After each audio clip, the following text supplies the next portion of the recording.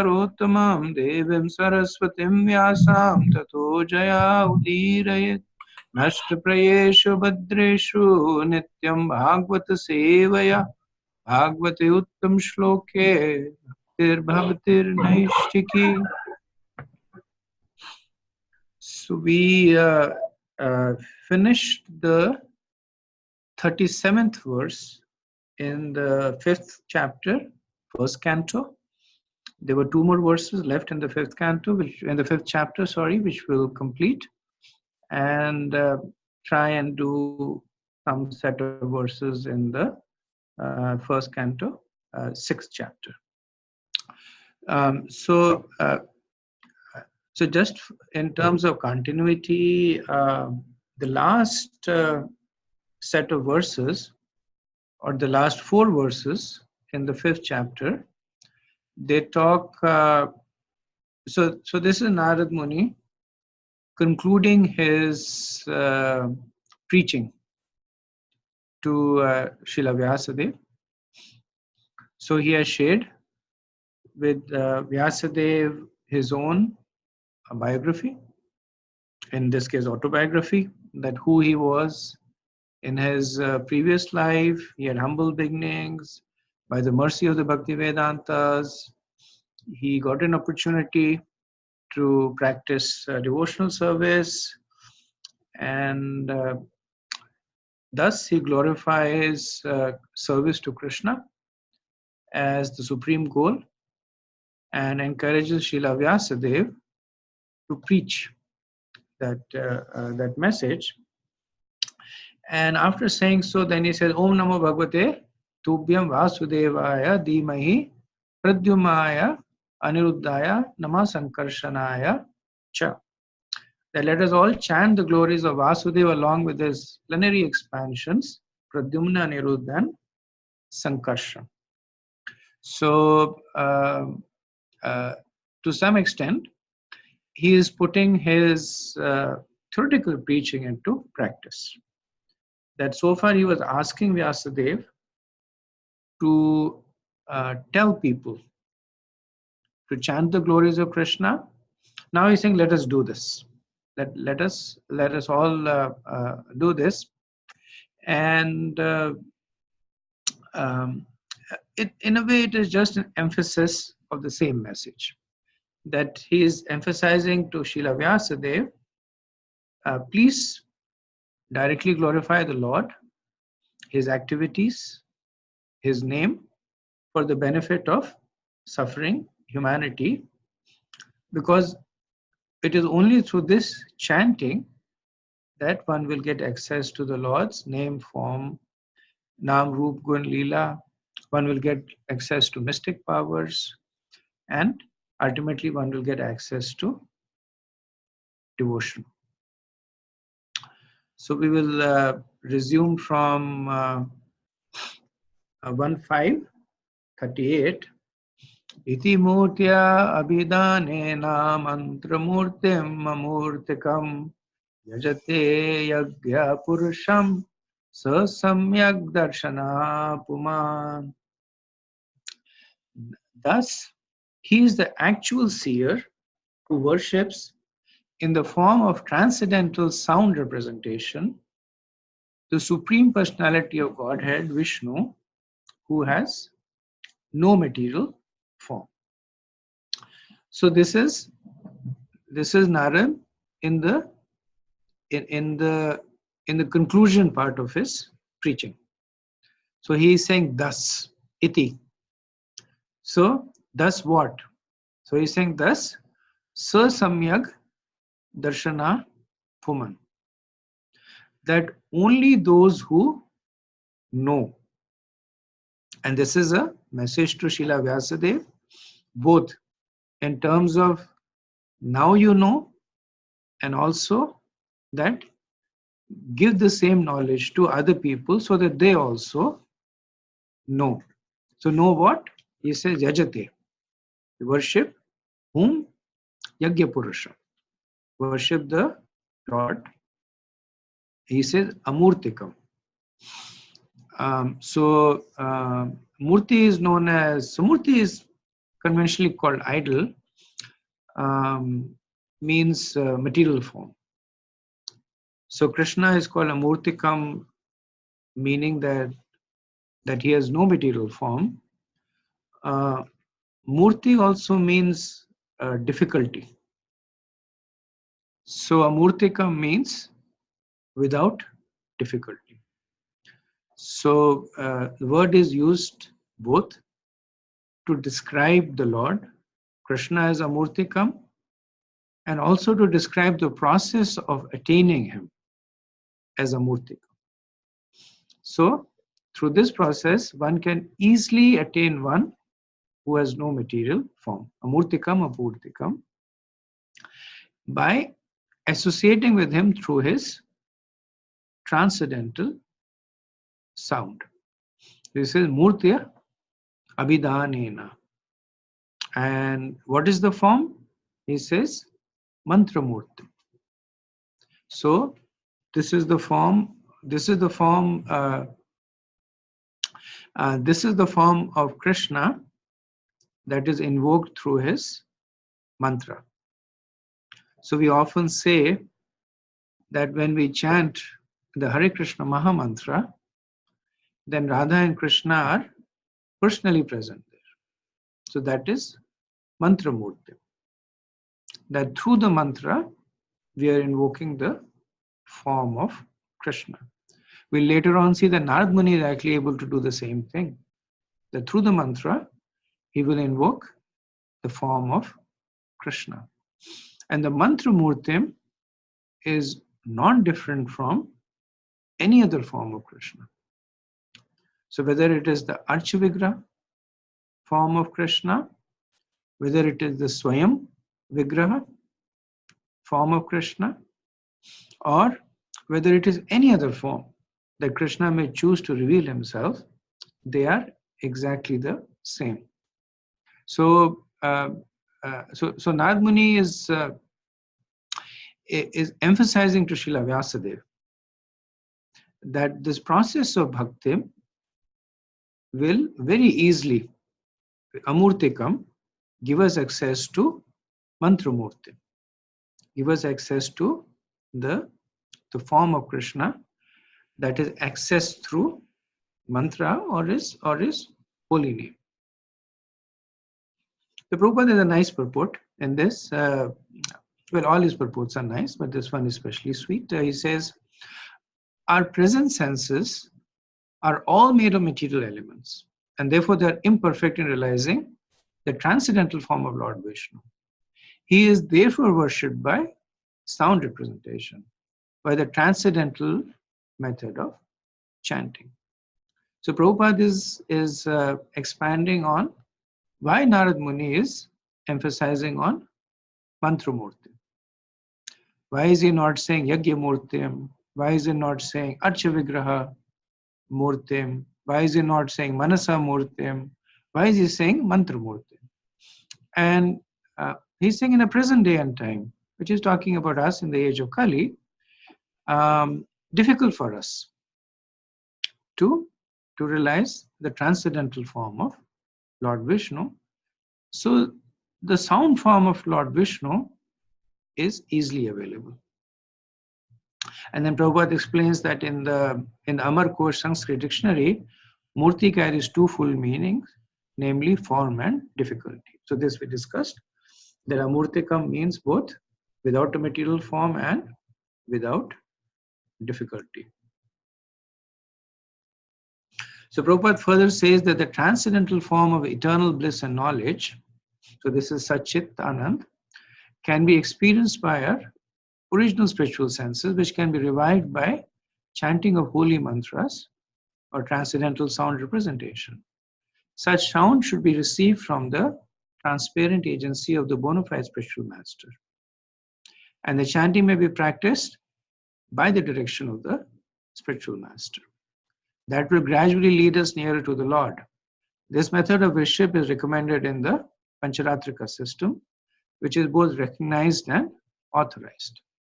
The Pancharatrika system has the most authorized codes for transcendental devotional service. Without the help of such codes, One cannot approach the Lord, certainly not by dry philosophical speculation. The Pancharatrika system is both practical and suitable for this age of oral. The Pancharatra system is more important than the Vedanta for this modern age.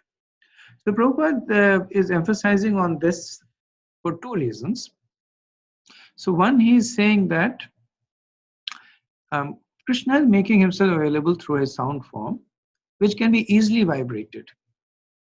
And through this sound form, which is available to us first through name, one can realize his form, qualities, pastimes, etc. But the second point that he's making is that one should not take this for granted.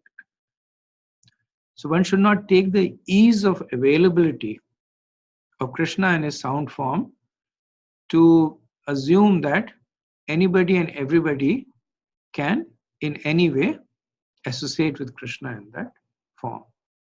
So so Prabhupada repeatedly, he emphasizes on the Pancharatrika. So Pancharatrika literally means 5 nights, and this is a set of codes that are compiled for the more Vaidhi bhakti. So in the Padma Puran it is said, Shruti Smriti Purna di Pancharatrik Vidhim Vina Ekanter Bharer Ekanter Harer Bhakter Utpateva Kalpate. That one who worships without following Shruti Smriti Purna. So Shruti Smriti and the Puranas and Pancharatrik Vidhi, the vidhis that are given in the Pancharatras. And why it is called Pancharatra has different explanations.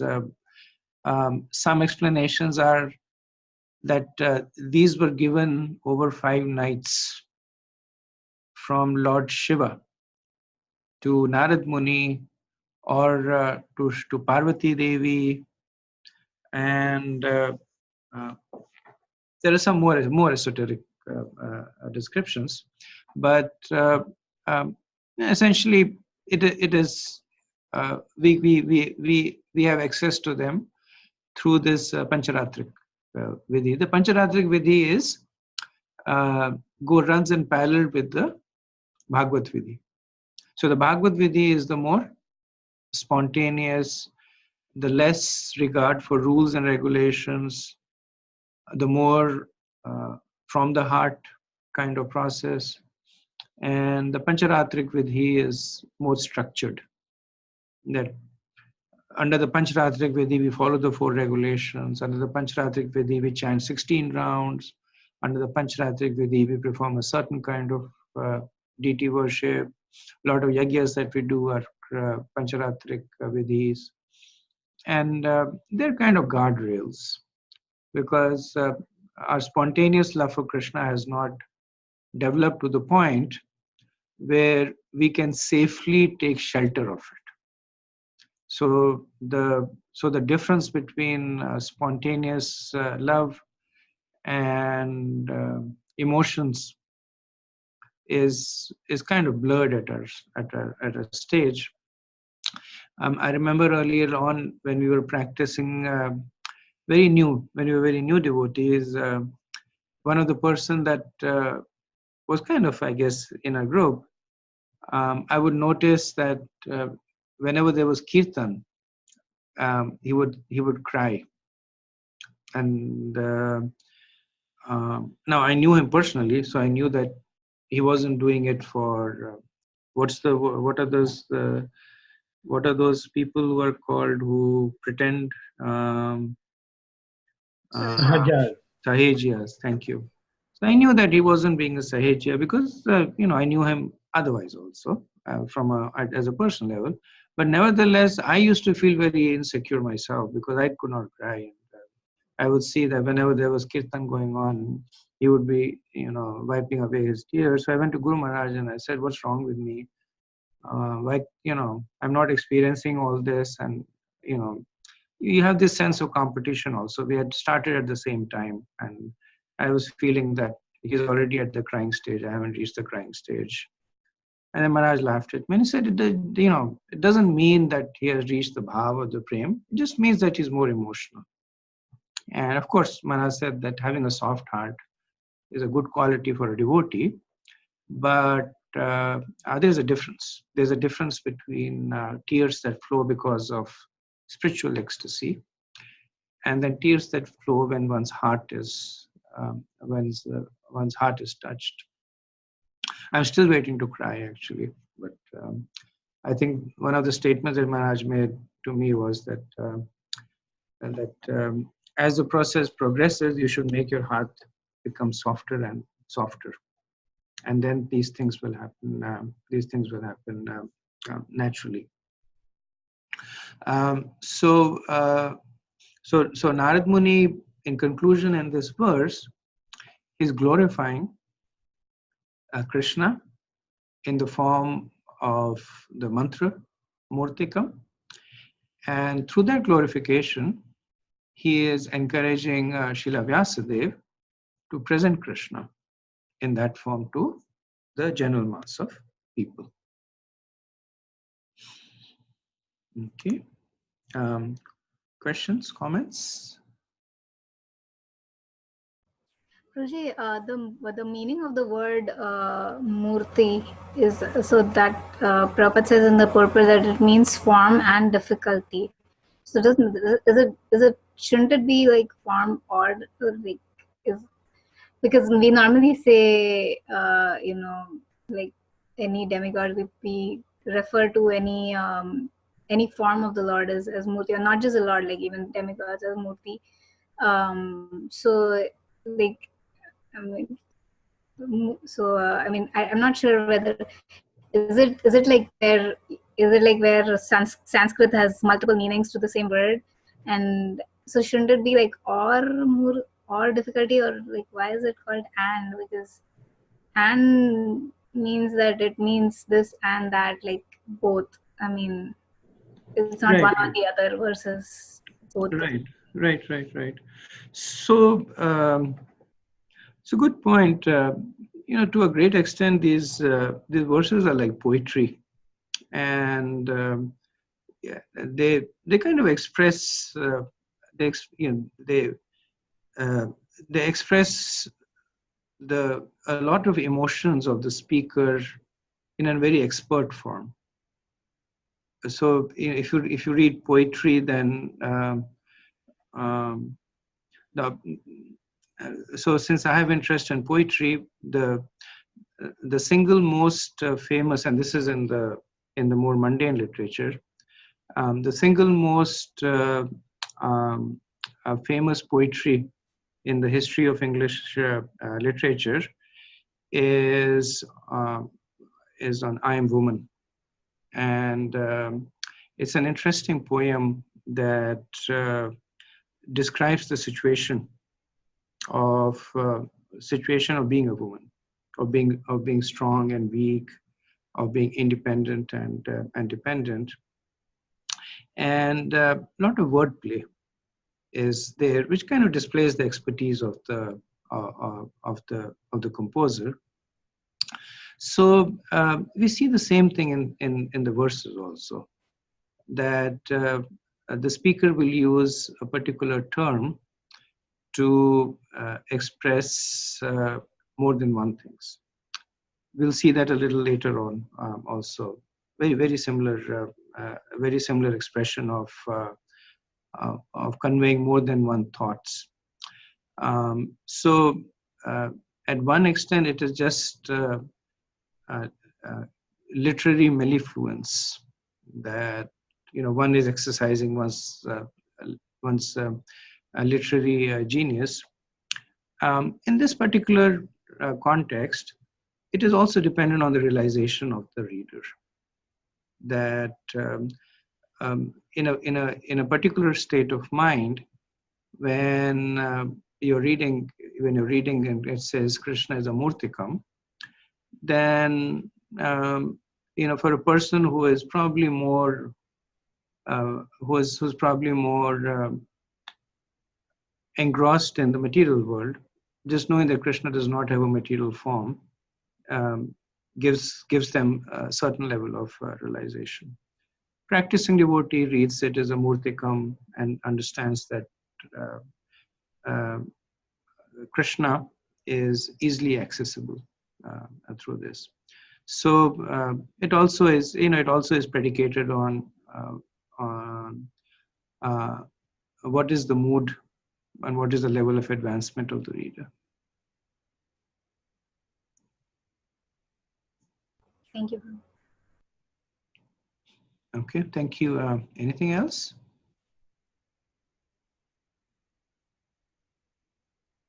Okay, 1539.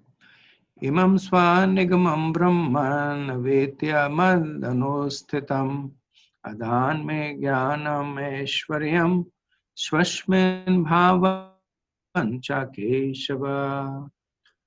O Brahman, thus by the Supreme Lord Krishna, I was endued first with transcendental knowledge of the Lord as inculcated in the confidential part of the Vedas, then with spiritual opulences, and then with his intimate loving service.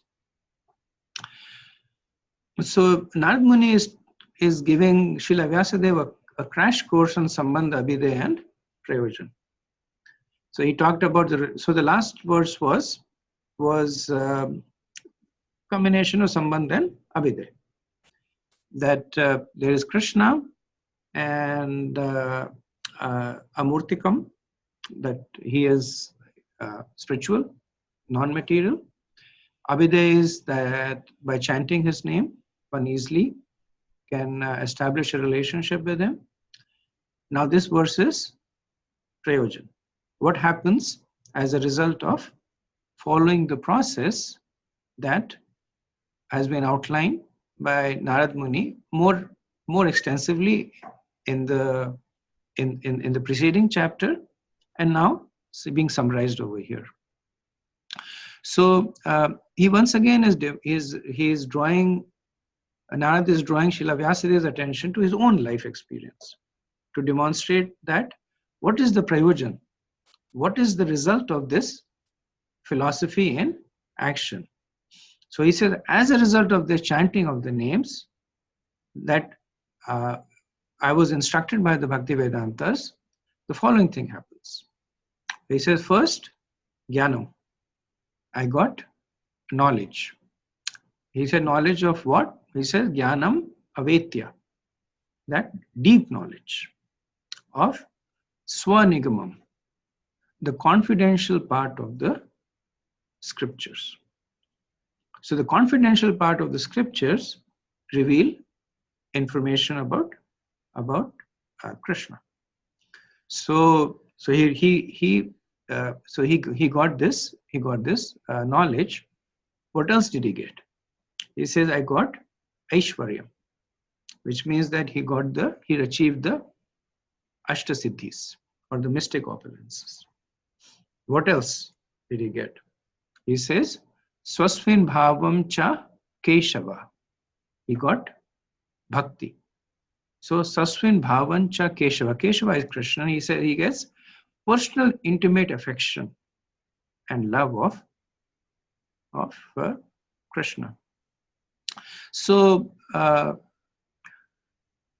through this process, earlier on, Vyasadeva had implicitly made this point that my Vedas talk about karma and gyan and yoga. So Narad Muni is saying that I got all of that through bhakti. I got knowledge. I got jnanam. I got Aishwaryam. So who gets Aishwaryam? Who gets the Ashtasiddhi? The yogis. How do they get it? By practicing long process of Astanga Yoga. So he got that also. He got that for free. We don't see Narad Muni doing any austerities. We don't see him spending a lot of time reading the scriptures. And on top of that, he got Swasmin Bhavam Cha Keshava. So on top of that, he got bhakti. And then with characteristic humility, Narad Muni says, Adat. So he says that all this was bestowed on me. So the process of bhakti is that one reaches out to receive the mercy that is being bestowed on you. So one gets so whatever one gets is basically mercy. But it's like somebody is giving you a gold coin, then at least you have to take your hand out, you have to open your palm and then accept the gold coin. That much effort you have to make. So you cannot sit with your hands behind your back, looking in a different direction and saying, where's my gold coin? Where's my gold coin? There's no mercy over here. So Narmada is saying this was bestowed on me. And the effort on his part was that he reached out and he took it. So in the purport, Srila Prabhupada says, communion with the Lord by transmission of the transcendental sound is non-different from the whole spirit, Lord Shri Krishna. It is completely perfect method for approaching the Lord. By such pure contact with the Lord without offense of material conception, and within parenthesis Krishna says 10, so these are the 10 offenses for chanting, the devotees can rise above the material plane to understand the inner meaning of the Vedic literatures, including the Lord's existence in the transcendental realm. So this is Prabhupada indicating that one can get complete knowledge, jnana. The Lord reveals his identity gradually to one who has unflinching faith both in the spiritual master and in the Lord. After this, the devotee is endowed with mystic opulences, which are 8 in number. So this is the Aishwarya. And above all, the devotee is accepted in the confidential entourage of the Lord, who is entrusted with specific service of the Lord through the agency of the spiritual master. So this is the part of bhakti.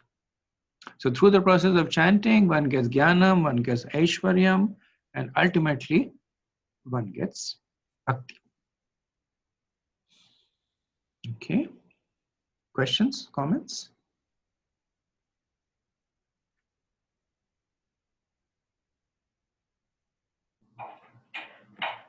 Hare Krishna Prabhu. Hare Krishna, Prem Kishore Prabhu. So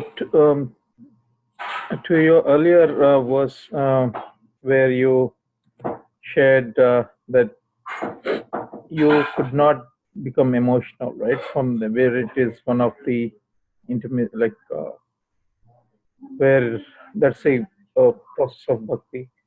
But can you expand on that? Basically, what I'm thinking is there will be different types, right? Like it's bhakti doesn't mean only in our last session we said like bhakti is like how to glorify Krishna and his devotees, right? Like why only through an emotional we need to put it through? That's my point. Like why it is gauged or with an emotion? Why can't it be gauged with any of the service or?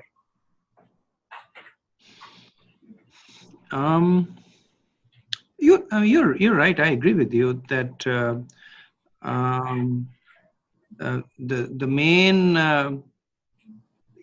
if you had to have a calibration or if you had to have a scale to measure bhakti, then it would be basically your detachment from the material conception, Mm-hmm. and your attachment to the spiritual conception. That would be the main gauge.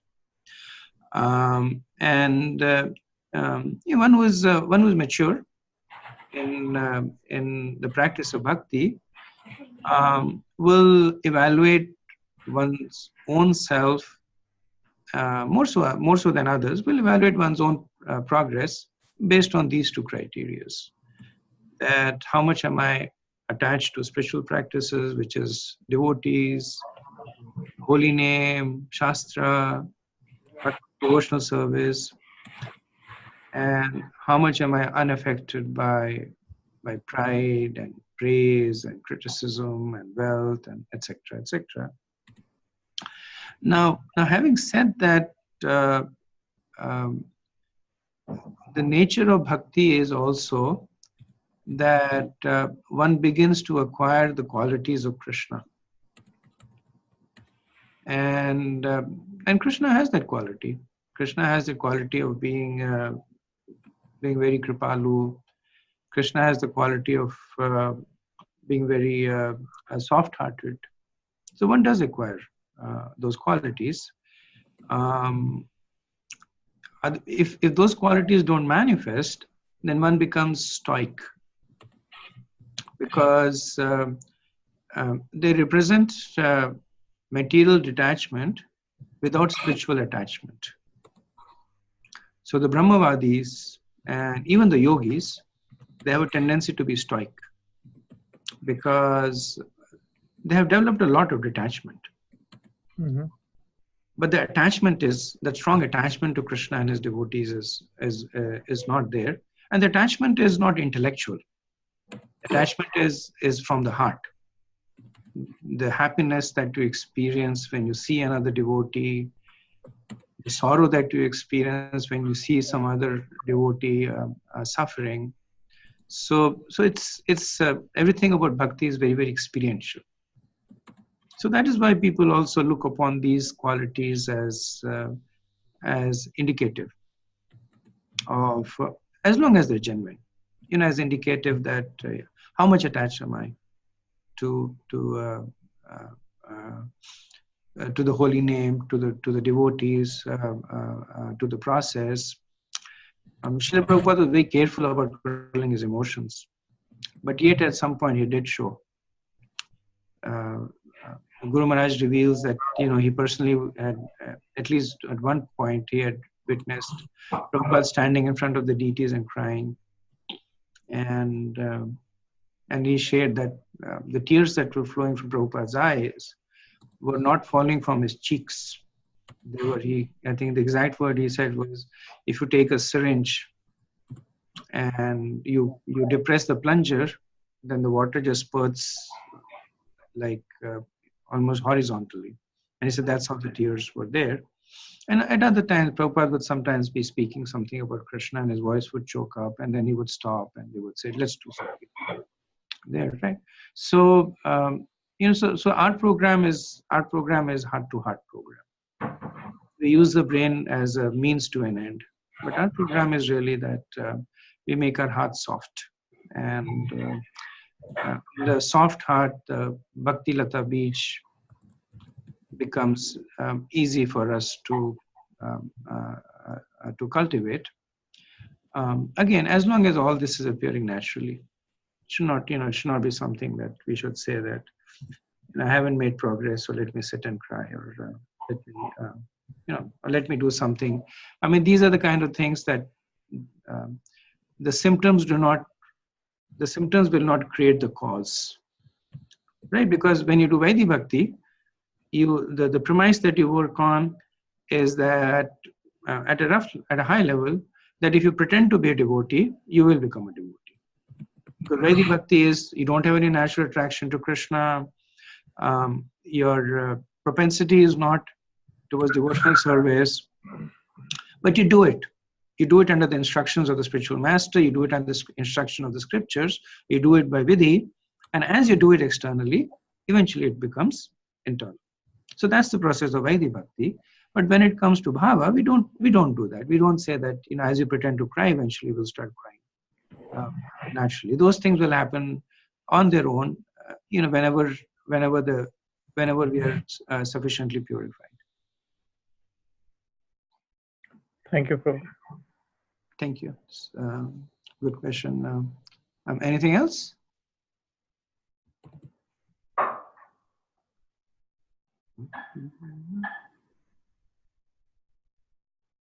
Okay, we'll do so this is the last verse in the 5th chapter, 1540.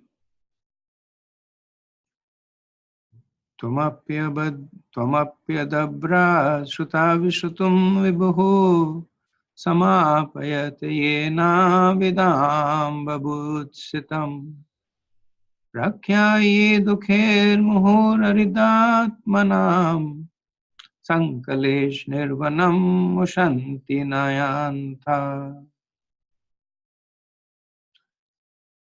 Please, therefore, describe the Almighty Lord's activities, which you have learned by your vast knowledge of the Vedas, for that will satisfy the hankering of the great learned men and at the same time mitigate the misery of the masses of common people who are always suffering from material pangs. Indeed, there is no other way to get out of this miseries. So this verse is a summary of the instructions that Narad Muni has given to Srila Vyasadeva.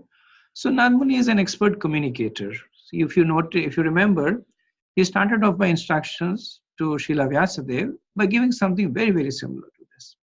He said, Vyas, you're feeling misery, you're feeling the sense of incompleteness because you have not sufficiently directly glorified the glories of the Lord who is praised by choice verses. So that was the beginning instruction. Then he expands on it. He gives his own life as an example. He gives his own realization as an example. Now he concludes with a very, very similar point. So he says that Tvam, you, Api, also. And then he says, Adabra. He says you have vast Vedic knowledge. He says Adabra Shruta, that you have vast Vedic knowledge. And as part of that Vedic knowledge, you have Vishrutam. You have definitely heard about Vibhuhu. You have definitely heard about Krishna.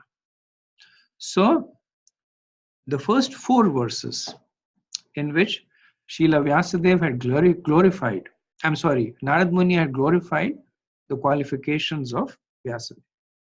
So if you remember in those verses, he had said that you're as good as a personality of Godhead, you have followed your vows strictly, you have read the scriptures. So here he is summarizing that. He is saying that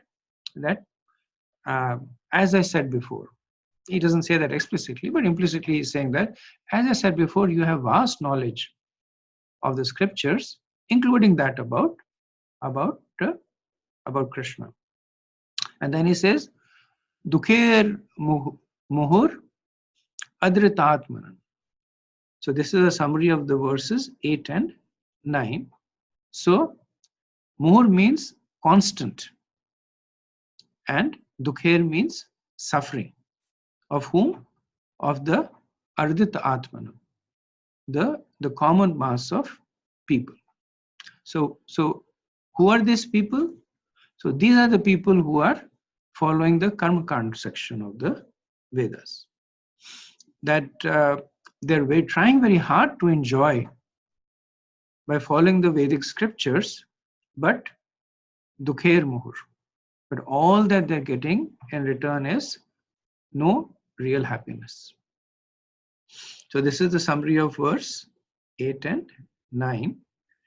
Then samapayate yena vidam bhubutsam. That he says, now he talks about another class of people. He says yena, by which vidam, the learned, bhubutshitam, are desiring transcendental knowledge, sampayate, for their satisfaction. So what is this referring to? The Gyan Kand of the Vedas. That there is another class of people who are vidam, who are learned. And what are they trying to achieve? They're trying to achieve sampayate. They're trying to achieve satisfaction through vibhushitam, through the knowledge of the Vedas. But ultimately what it is getting them is simply agitation of the mind and the senses. So this is summary of the verses 10 and 11. So then he says, Sankalesh Nirvanam Ushanti Nayanta. So he says that Ushanti Nayata, that there is no other way to get relief from the Sankalesh Nirvanam, from that suffering. So 2 kinds of suffering that comes out of Karma Kand and suffering that comes out of Gyan Kand, which is essentially all the Vedas, or the majority of the Vedas that Srila Vyasadeva has said. So he is saying that there is no other way to get out of this. There is no nirvanam for the Ushanti Nayanta, for the suffering that is coming from Karma Kand and Jnana Kand, other than Prakyahi. Other than Prakyahi means, literally it means describe, but in the context it means that describing the pastimes of Krishna. So this is the summary of the instructions that Narad Muni gave in verses 20 to 22. So essentially in this verse, Narad Muni is saying two groups of people, one trying to enjoy through Karma Kand, one enjoying through Jnana Kand, but both of them are suffering, and the only way for them to get relief from the suffering is by hearing and by Krishna Katha, by hearing and chanting the glories of the Lord. Prabhupada's purport points out to the universality of Bhagavatam.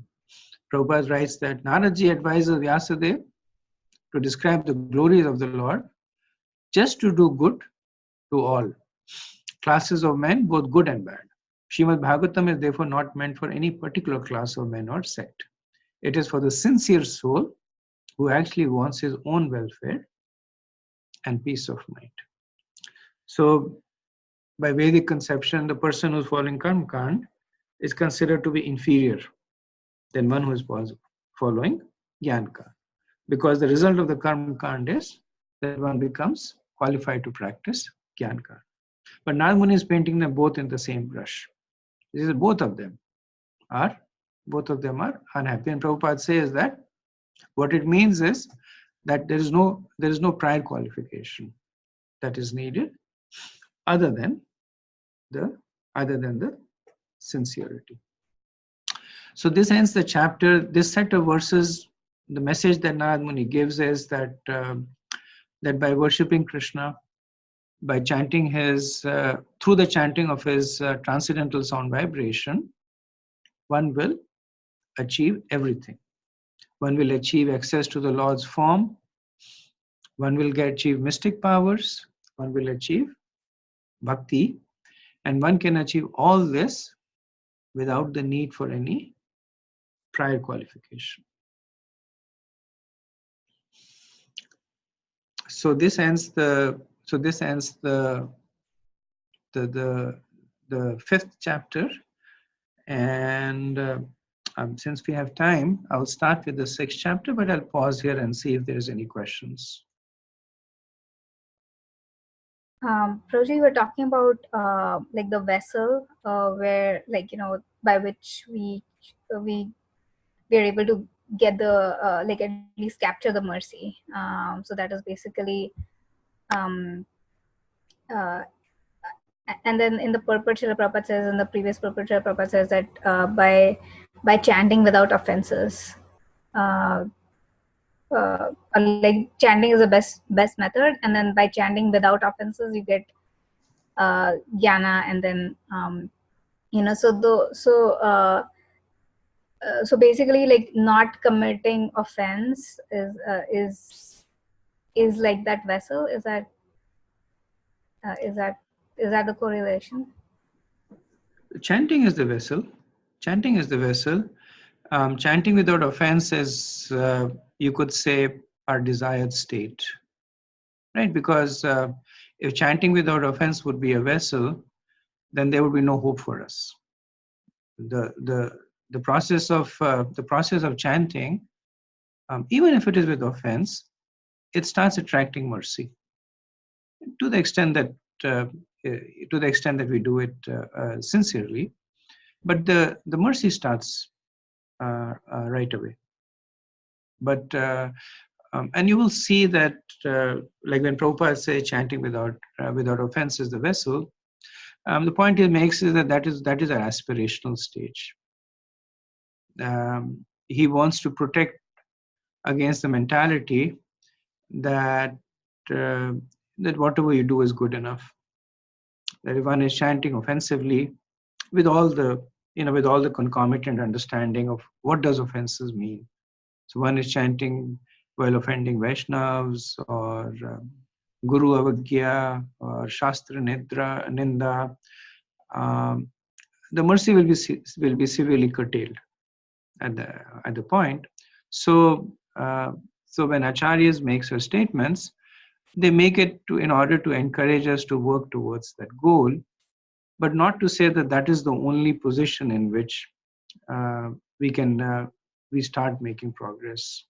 On the other hand, they indicate that, to us it indicates that this is aspirational, and also indicate some level of perfection that we can aspire to achieve. Okay. And another question I had was for this jnana, progression of jnana, and then the Ashtasiddhis and then bhakti. But that is not linear, right? I mean, that is not how it progresses. I mean, maybe somebody can get like Ashtasiddhis before Gyan. That is also a possibility, right? I mean, like we see, like for example, people on the Siddhalokas, probably they don't really have the entire knowledge. I'm not sure. I'm just speculating here, but probably they don't really have the realization of Bhagwan. Probably they are Brahmavadis and but still have the Ashtasiddhis. But I'm not sure. Is that linear, or is that so I guess there are so rather than answering your question directly, so let me restate at least what the message that Nand Muni is trying to give.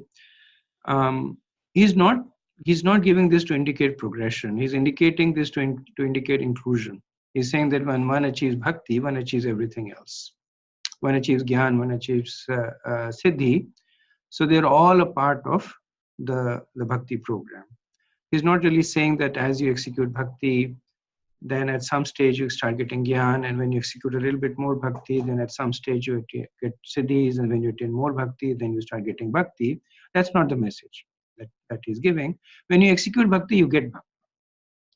But built into that bhakti is Gyan, Vigyan, and Siddhis. And to be more specific, answering the question, yes, they're not linear. They are they're based on, to a great extent, they're based on what we desire. And the point is made several times that all the opulences are waiting to serve the devotee, but the devotees are too busy chanting Krishna's name that they do not pay any attention to them. Another time it said that Lakshmi Devi is very, very eager to serve Vaishnavas.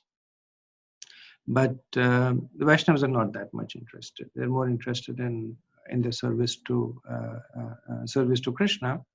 So while bhakti may come along with its own with its own side effects of siddhis and gyan, the devotees will either use it in the service of Krishna, or they will not worry about it. But they definitely don't strive for it. Does that help? Yes, Prabhu. Thank you. Okay, thank you. Anything else? Anybody else? Okay. Sorry, Sarang Prabhu? No, I was just saying this example: when you burn a fire, and you get light, and then you get heat, and then you get also smoke. They all come as a package deal. Bhakti is a bit like that. Bhakti is a bit like that, yeah. Prabhupada would sometimes call it the 100 rupee note. It has the 5 rupee and the 10 rupee and the 20 rupee. Everything comes as part of it. Prabhupada had siddhis. He did not he did not want to demonstrate it. But if you listen to Prabhupada memories from his disciples, so many times they will talk about things that from a mundane perspective, they just don't make sense. And the only understanding is that Prabhupada, could say what he said or did what he did was because he had some kind of potency there. And we don't, I don't have it because we're not at that stage. And I'm sure Prabhupada did not aspire for it. But it comes, as per the assurance of the scriptures, it comes naturally through the process of devotion. But the devotees work very hard not to get bewildered by it. So is it also possible, Prabhuji, that one is practicing bhakti and not getting jnana and siddhis and like just progressing in bhakti? Is that possible? If the devotee desires, yes, absolutely. If the devotee so desires, then that's the progress. Krishna reciprocates to the desires of the devotees. Even in our own movement, we'll see that there are very advanced devotees who will openly say that, and I hear that more now than earlier on, but will openly say that kirtan for me only. And then they're attracted to that form. The kirtan is something that attracts them. They may not be that much attracted to the study of the scriptures. And one thing we do have to understand when we say gyan, it's not like the gyan. Gyan can come from within. It's not that gyan gets planted. It's not that one day you wake up and suddenly you remember the second chapter of Bhagavad Gita, and you chant a few more rounds and the third chapter appears. It doesn't work like that. But the matter of fact is that Bhurijan Prabhu makes this point that especially in the context of Bhagavatam, he'll often make this point. You chant good rounds, you can understand Bhagavatam better.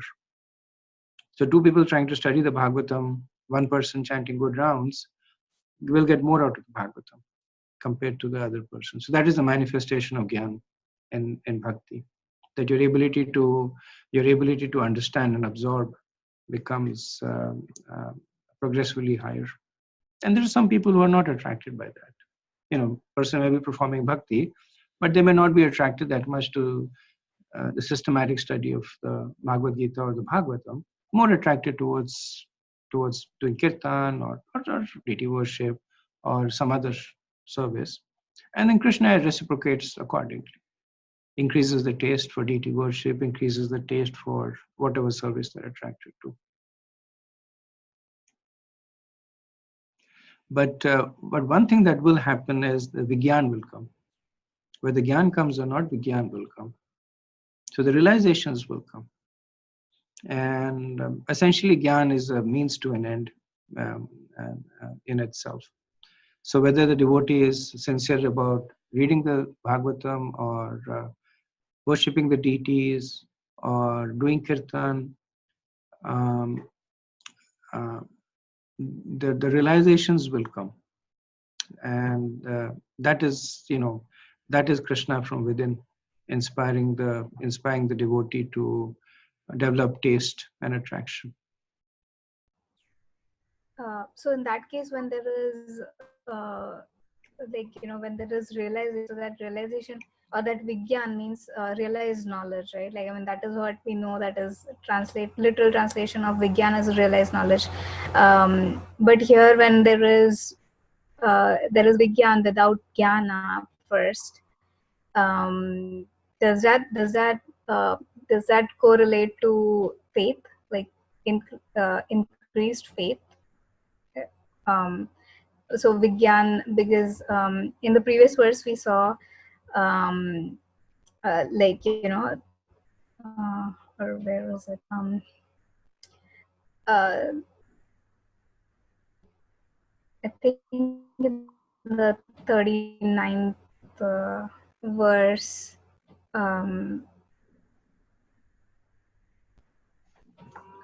So in the purport, actually, Srila Prabhupada says the Lord reveals His identity gradually to one who has unflinching faith. So the purpose of getting Vigyan is to get unflinching faith, right? So that is true, and so faith is.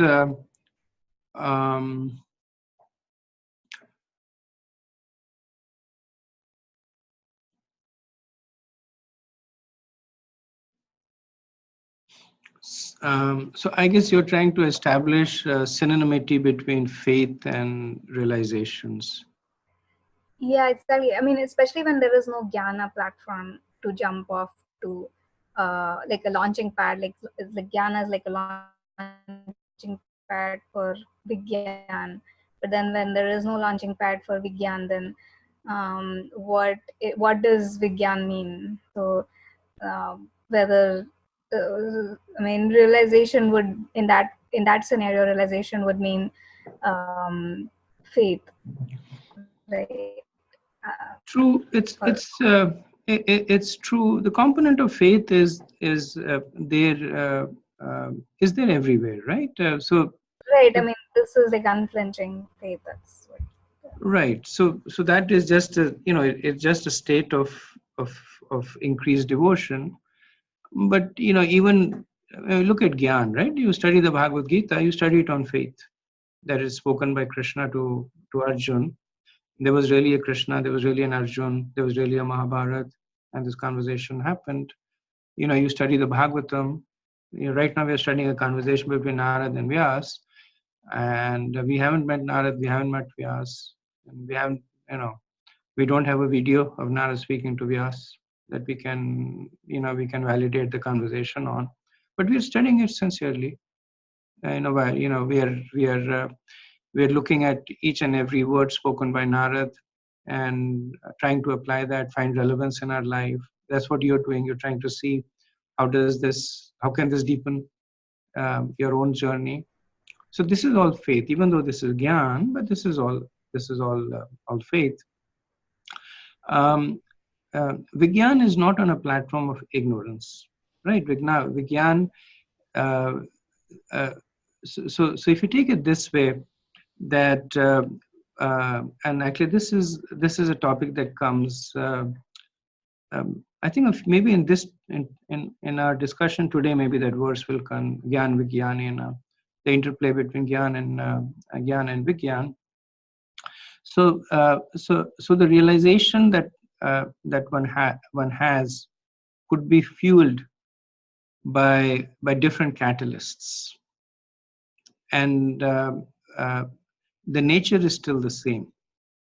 So the realization that you're a minute, insignificant jiva could be fueled through different experiences, through the study of the scriptures that you have faith in, by listening from somebody that you trust, by experiencing it in your own life, by mercy.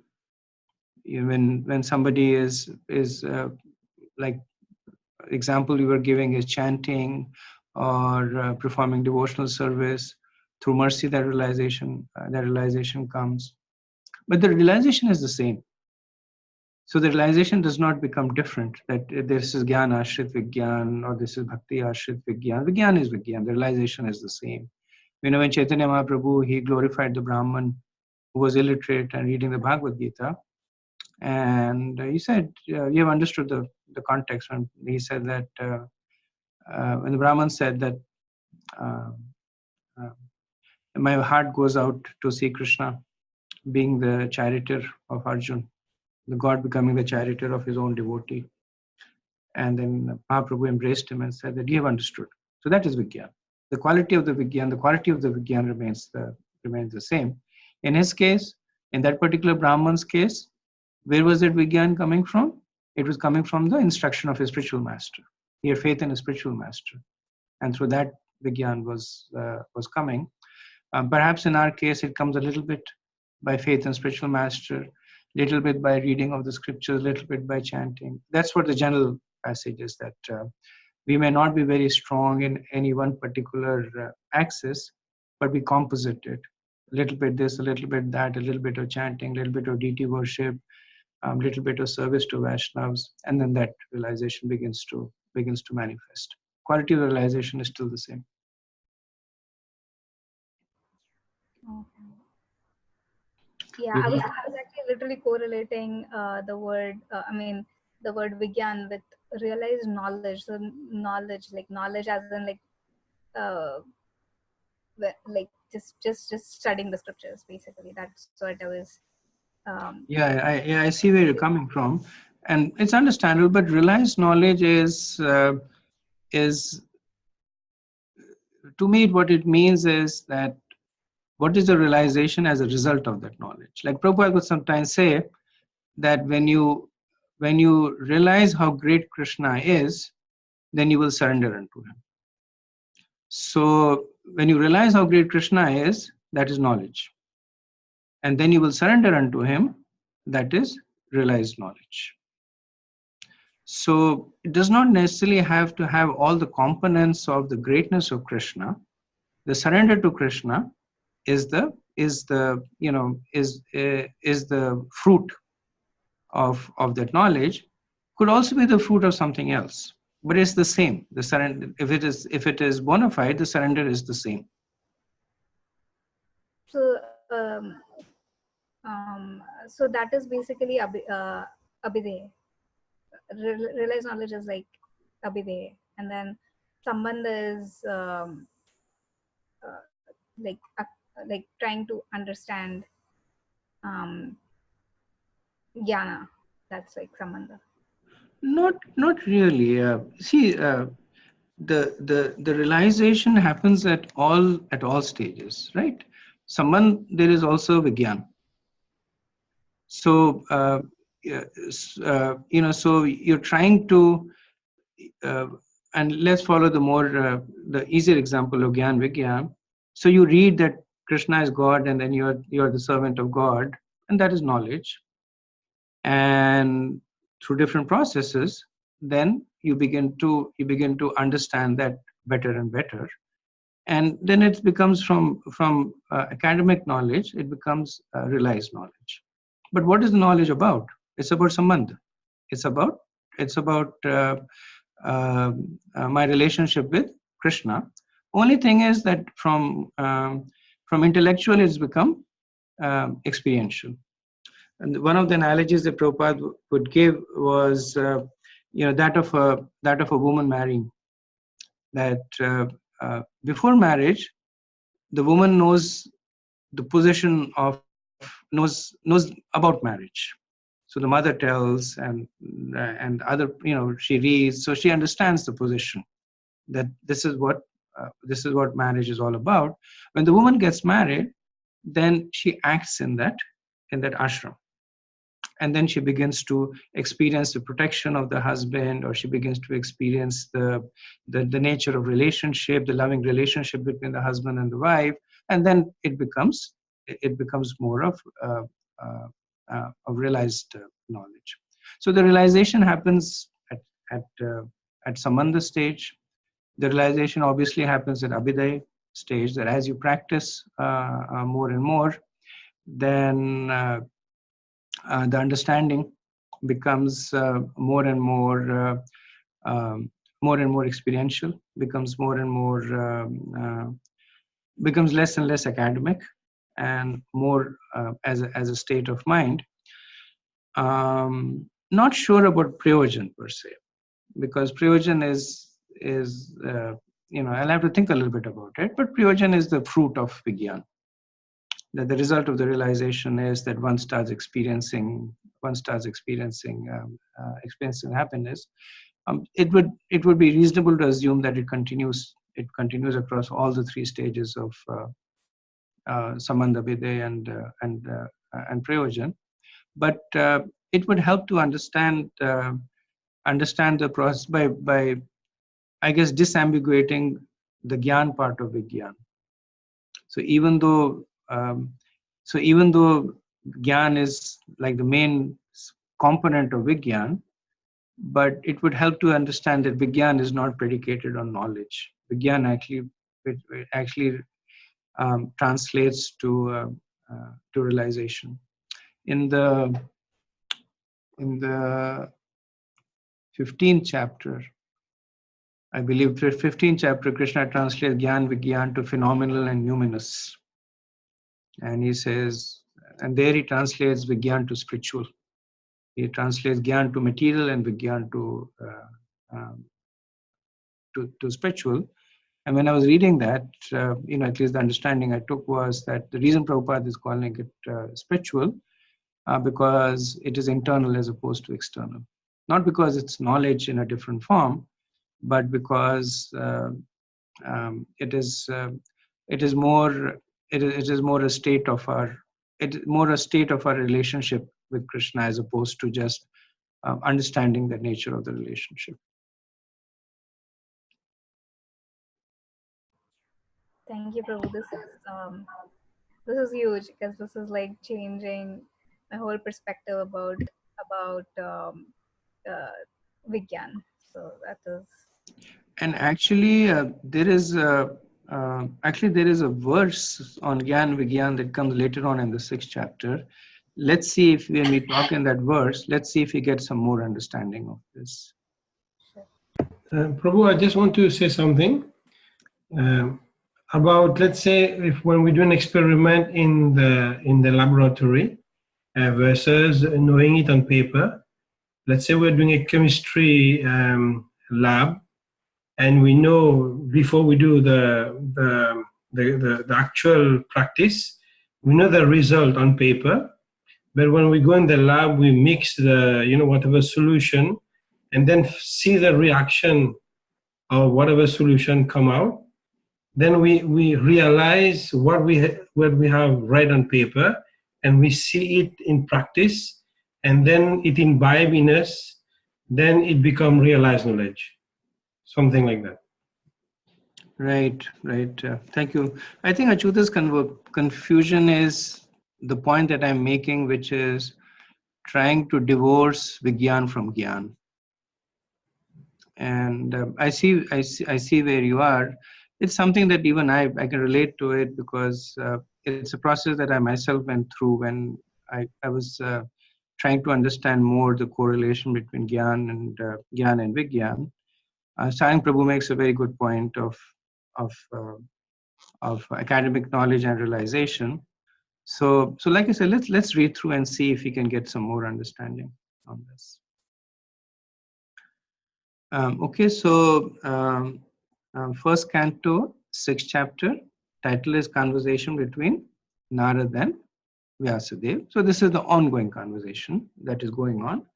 So in the 5th chapter, Narad has urged Srila Vyasadeva to glorify the transcendental pastimes of Krishna, because he's saying only that will satisfy the heart of the devotee that is suffering from the threefold miseries of Kali Yuga.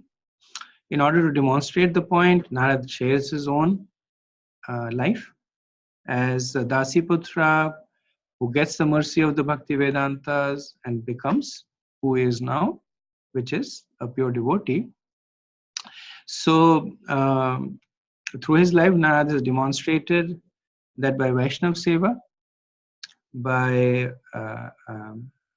Krishna Katha, by Shravana Kirtan, one can attain all the perfections that are otherwise promised in the Vedas, whether through Karma Kand or Jnana Kand or Astanga. So Vyasadeva is now, so to some extent, Narad is done preaching to Vyasadeva, but Vyasadeva is not willing to let Narad Muni go. He is more curious about what happens after the sages left him. And the reason for this, one reason for the curiosity, of course, is that so it is easy for one to be devotional in the association of devotees. But it is a little bit more difficult when the devotees are not there. we have this personal experience that when Guru Maharaj comes and lives at our house, we chant better rounds. And the day he leaves, the next day we all get up at 9 o'clock, 10 o'clock. Till the time he's there, we'll get up for Mangal Aarti. We are blowing the conch at 4:30, and we're doing Mangal Aarti. Even though he may not come down for Mangal Aarti, but just the fact that he's in the house, we are all, with tilak and kurta and dhoti and doing. And the next day, 9 o'clock, and we are still trying to come and get out of bed. So Vyasadeva is trying to find out, like, if Narad Muni is like Bhayahari Das, and what happened to you after the Bhakti Vedantas left.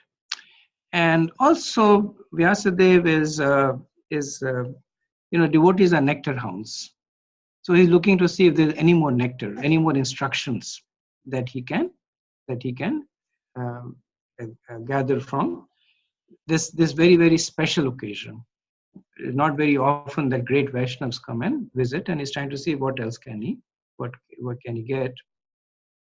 So just the broad flow of the chapter is, in the first 4 verses, Narad Muni inquires from Srila Vyasadeva inquires from Narad Muni now what happened after that.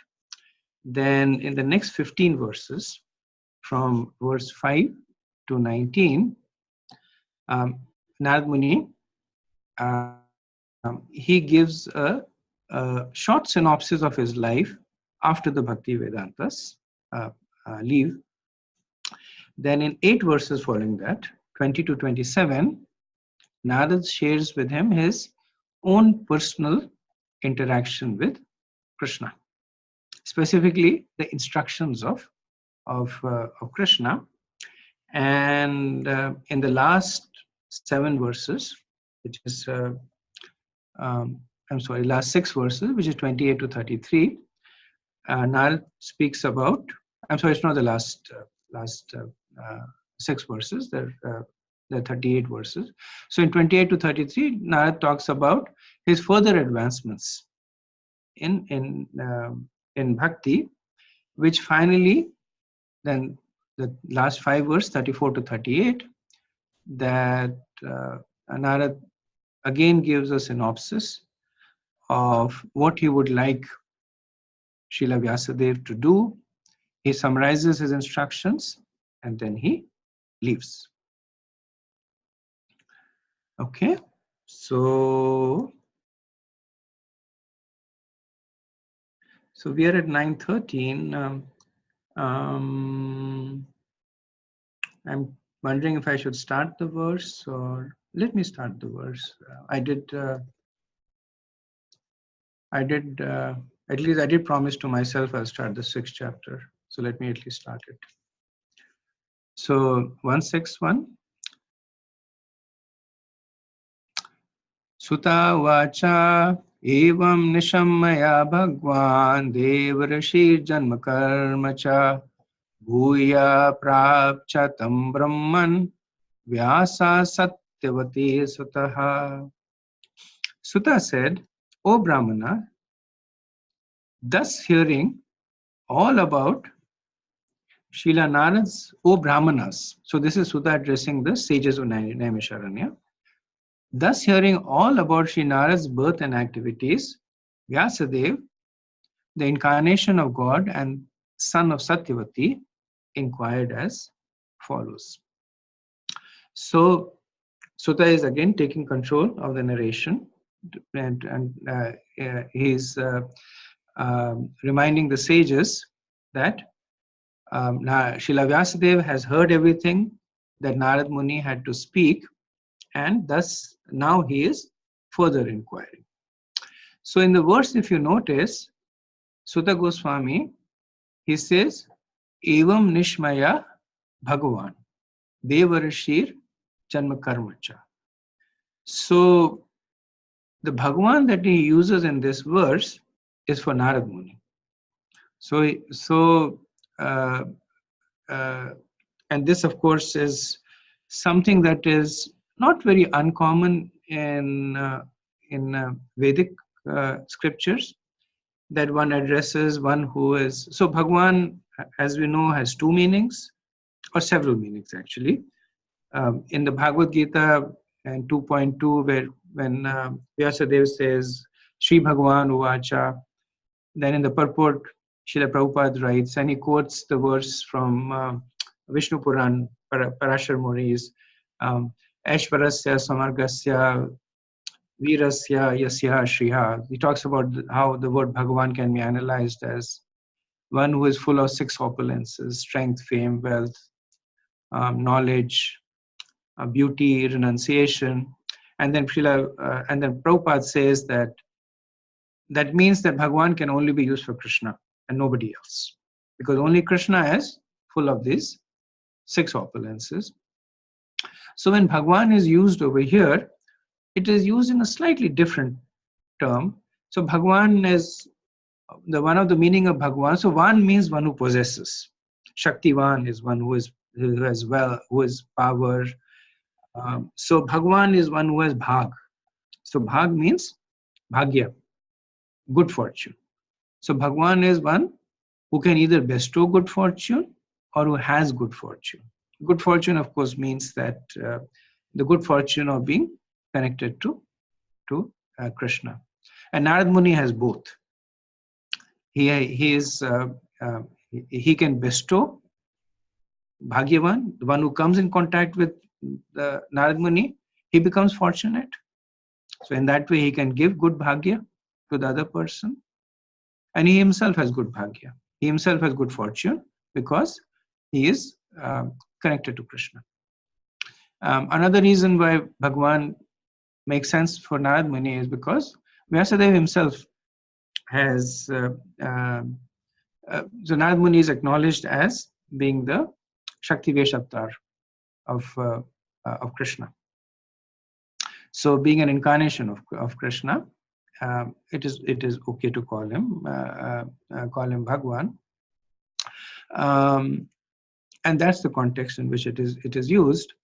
But we also have to be aware that when we read Vedic scriptures and Mahabharata also, we will notice that very often Bhagwan is used as an honorific. That a guru may be addressed as Bhagwan, an elderly person may be addressed as Bhagwan, a person may address the master as Bhagwan, and there it is more in the sense of good fortune, that you possess good fortune or you can bestow good fortune. It is not so much used in the context of Bhagwan, the possessor of six opulences in their entirety. Also called Devarshir. So Narad Muni is the rishi to the Devas. And Sutta Goswami addresses Vyasadeva as Satyavati Sutta. So he's reminding the sages that this is a conversation between two very, very exalted people. There is Bhagwan Devarishir. There is Narad Muni, who is at the same level as Bhagwan, and the sages, the rishi to the rishi to the Devas. And there is Satyavati Sutta. So Satyavati, as we know, was impregnated by the great Parashar Muni. So great lineage. So Sutta is trying to remind that this is a conversation, ongoing conversation between two very, very exalted people. Okay, questions, comments? I'll do one more verse and then we'll stop for. So let me do one more verse and then we'll stop after that. If you have questions, if you can hold on to it. Vyasuvaksha Vikshubhi Vipravasite Vigyane Tribhastava Vartamano Vyasadye Tatha Kim Akrodha Bhavana. Srila Vyasadeva said, what did you, Narad, do after the departure of the great sages who had instructed you in scientific transcendental knowledge before the beginning of your present birth? So this is Vyasadeva explicitly asking that how does Narad Muni deal with life after separation from devotees? So Prabhupada says that Vyasadeva himself was a disciple of Naradji. And therefore it was natural to be anxious to hear what Narad did after initiation from the spiritual masters. He wanted to follow in Narad's footsteps in order to attain the same perfect stage of life. This desire to inquire from the spiritual master is an essential factor to the progressive path. This process is technically known as Sadharma Pracha. So this is the second aspect of the reason behind the inquiry. So Narad Muni had previously said that just before leaving, the sages had initiated him in the most confidential part of the Vedas, which according to I think Jiva Goswami, no, according to Sridhar Swami, was the Chaturshloki Bhagavatam. They explain the Chaturshloki Bhagavatam and the purport of it. So Vyasadeva wants to know that you became a disciple of the Bhakti Vedantas. You were instructed as part of the initiation in the most intimate part of the scriptures. What did you do? How did you handle life after initiation? So Vyasadeva, he is addressing the sages as Bhikshu Bir. So Bhikshu is like begging. So Bhikshu Bir is one who sustains themselves by begging. So to indicate that they were Parivrajaka Charyas. That they left Narad Muni not because they were upset at Narad Muni or anything untoward happened, but that's the nature. They were Bhikshu Bir. They were just staying there because of the Chaturmasya. Chaturmasya were over. By nature, they are traveling mendicants, and so they went out. So he says that they are Bhikshu Bir. And again, so there he is asking Narad this question from two perspectives. How did you handle the transition from Vapu to Vani? That's one part of the question. And the second part is, how did you process the initiation and the instructions that were given in a practical way? Because Vyasadeva wants to do the same thing. He wants to take inspiration from Narad Muni, and because he knows that very soon Narad Muni will leave. And all that he will have with him are the instructions of Narad Muni. So these kind of inquiries are actually the cornerstone of spiritual progress. So, which is why very, very important to have this sense of constant inquisitiveness. The biggest disservice that we can do to our own spiritual life is to stop being inquisitive, and that's why one point that I often make is that sometimes people ask questions and they say that this may be a silly question, and I always answer saying that there are no silly questions, there are only silly answers. There are some questions that I may not be in a position to answer, which reflects on my limitation. But really speaking, all questions are good questions, because inquiry is the fuel through which our vehicle of devotional life actually travels. So in a lecture in Vrindavan, on an earlier verse, on 127, Prabhupada says,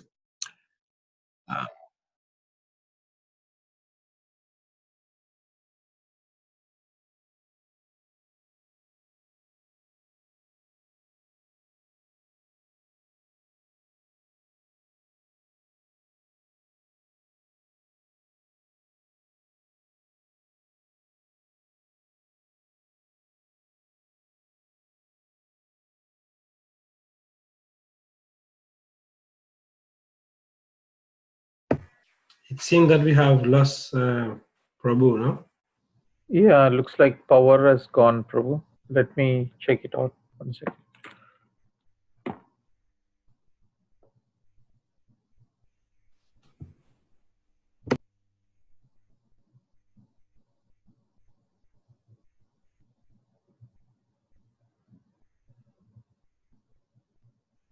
Looks like his laptop power has gone.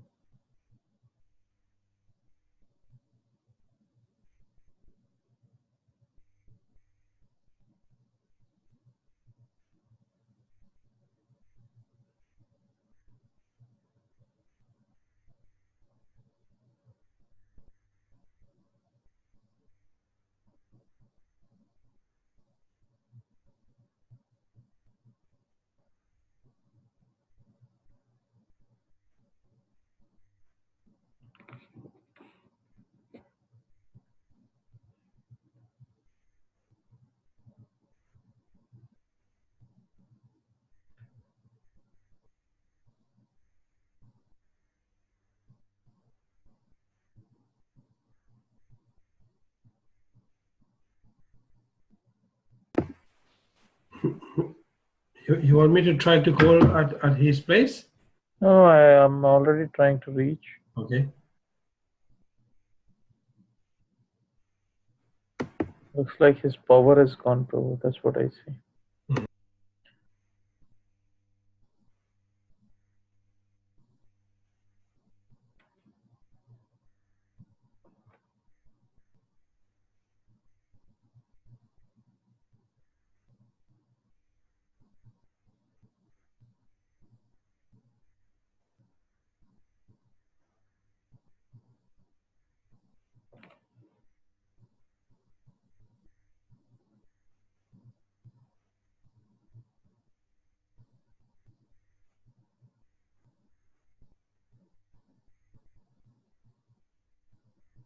Yeah, he's there.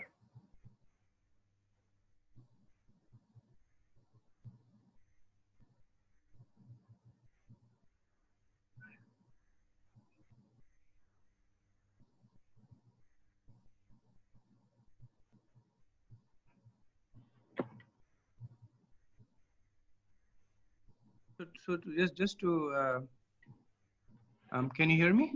Yeah, we can hear you, Prabhu. Okay. So I was just apologizing. My laptop ran out of power, and it was showing 15%. So I thought I had enough power, but from 15 it went to 0. So I was just finishing my discussion on 162 that Srila Prabhupada in a lecture in Vrindavan in on 127 he says, so therefore Rupa Goswami has mentioned in Bhakti Rasamrita Siddhu Adau Guru Ashraya that you have to find out, you have to take shelter.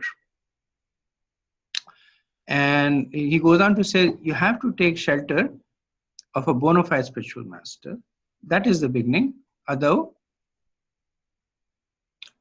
Guru Ashraya Sadharma Pracha.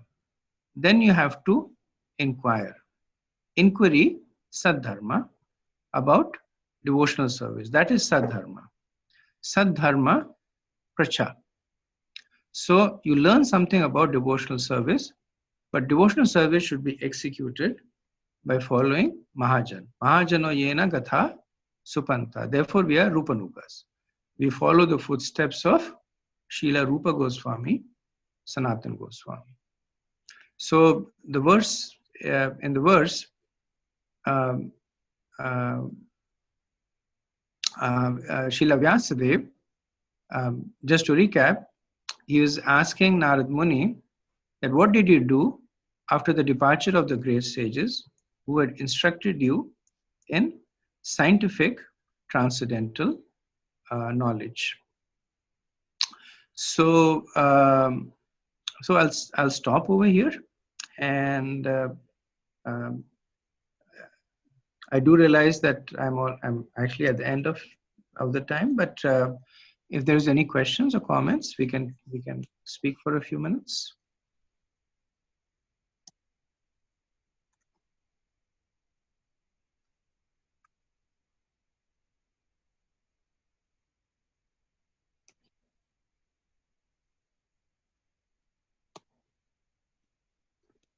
Hare Krishna me.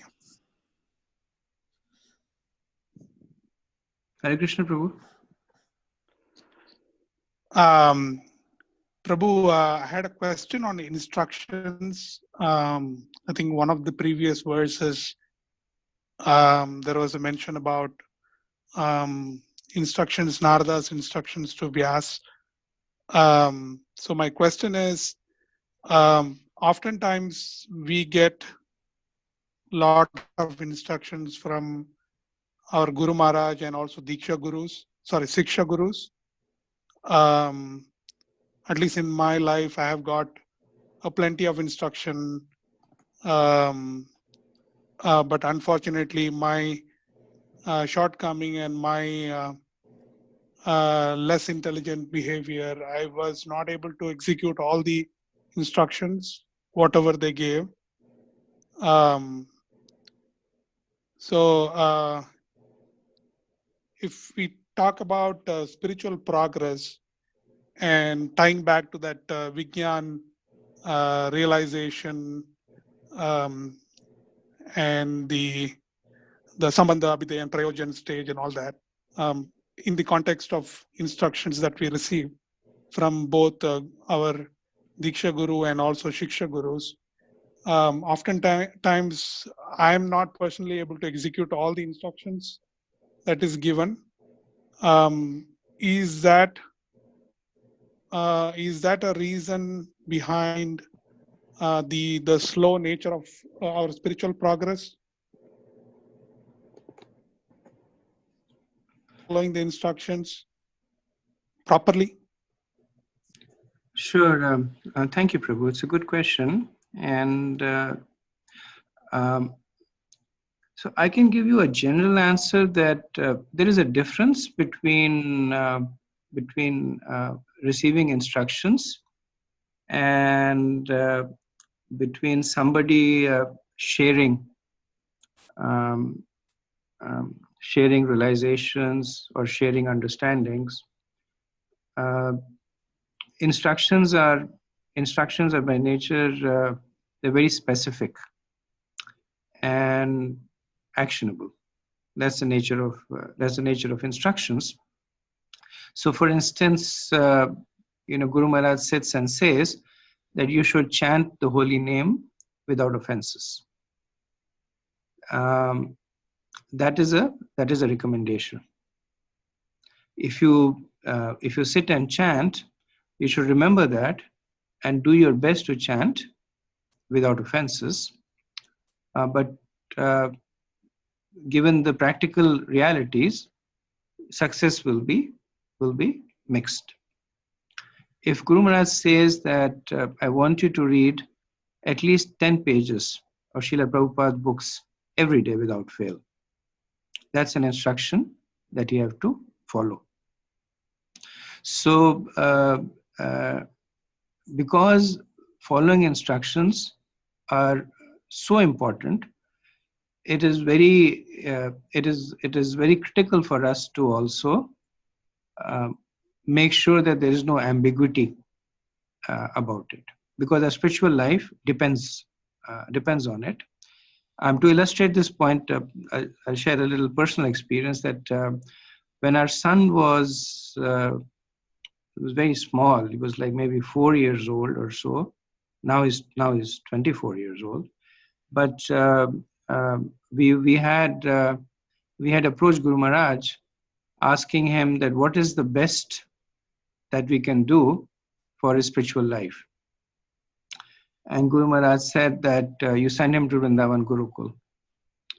So both my wife and I, we got up, we gave obeisances, we left, and then whole night we could not sleep because we could not imagine, sending to Gurukul means either I leave my job or my, whatever, something. It's a big change.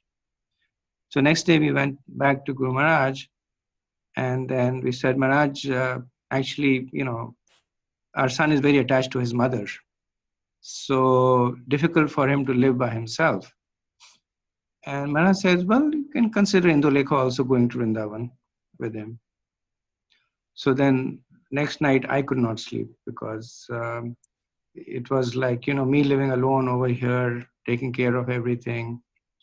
So then the next day we again went to Guru Maharaj, and we said, Maharaj, it's difficult for us. We were kind of approaching it indirectly, financial situation, this and that. And I said, what is it that you want to ask? And then we said that, it's difficult for us to consider sending son to Gurukul. And I said, okay, don't send him. So I said, but Maharaj, you gave an instruction that we should send him. So I said, I didn't give you an instruction, I gave you a recommendation. When I give you an instruction, I'll be very clear about it. And then he made this point, that when a guru gives you instruction, it becomes your life and soul. If you don't follow it, your spiritual life is finished. So more than you, I'm concerned about your spiritual life. So I will not give you something that you will not be able to execute. I will not ask you to do something that will put your spiritual life in jeopardy. But as part of my classes, as part of my discussions, I will give you several recommendations. And if you feel there is an ambiguity about it, then always come back and ask for clarification. So same way, sometimes, not sometimes, often when I sit and, I speak, I say that one must chant Krishna's name without offenses. Does not mean that I'm chanting it without offenses. I know for sure that my chanting is, on one of my better days, I may get a few mantras that are good. Otherwise, they're all over the place.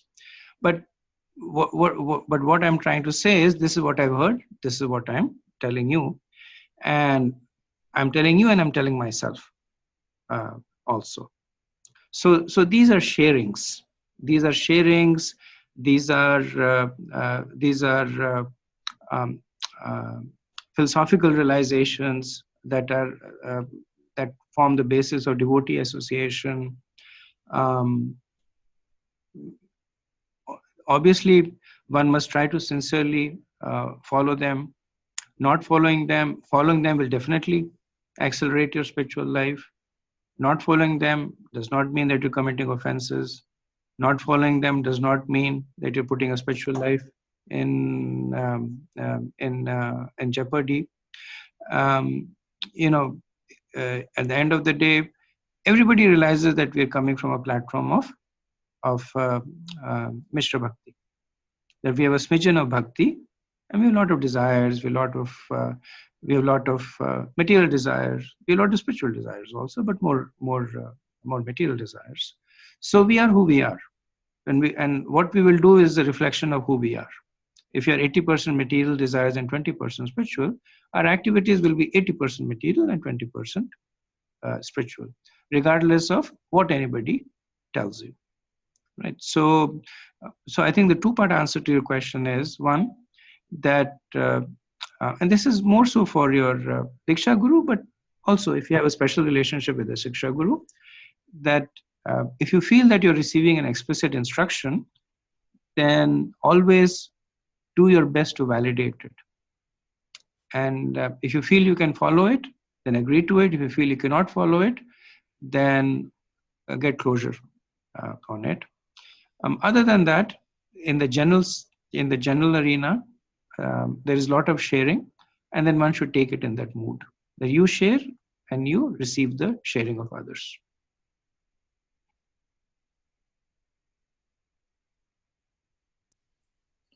Thank you, Prabhu.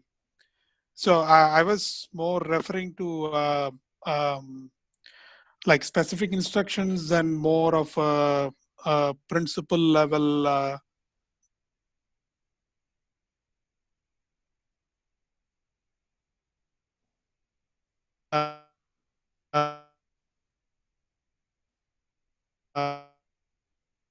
generic instructions. Realized is of was we try is a bountiful realizations.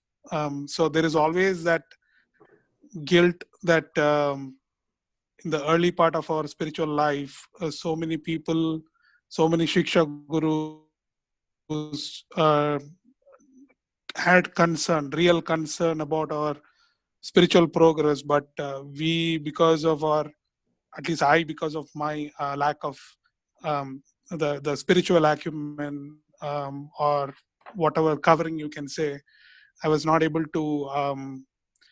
At least I made an attempt on all those instructions, but most of them some time, and most of things like now it is coming up, and because now we are trying to follow some instructions very seriously, and that is giving a lot of realization.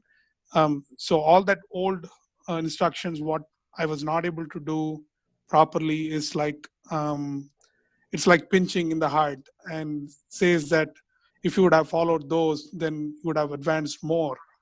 Um, why did it take so long? And all that questions and comes up, and that is always a good. I would say that's always a good introspection for the future instructions that might come, to take it more seriously. Um, so just my comment, Prabhu. No question there. Thank you. Thank you, Prabhu. I agree with you completely. But thank you for sharing. Okay, anything else? Okay, so we'll end over here. Vanchakalpatarubhyascha kripa sindhubhyev cha patitanam pavanebhyo vaishnavebhyo namo namah. Ananta Koti Vaishnav Vrind ki jai. Srila Prabhupada ki jai. Nithai Gaur Premanande. Hari Hari. Hare Krishna.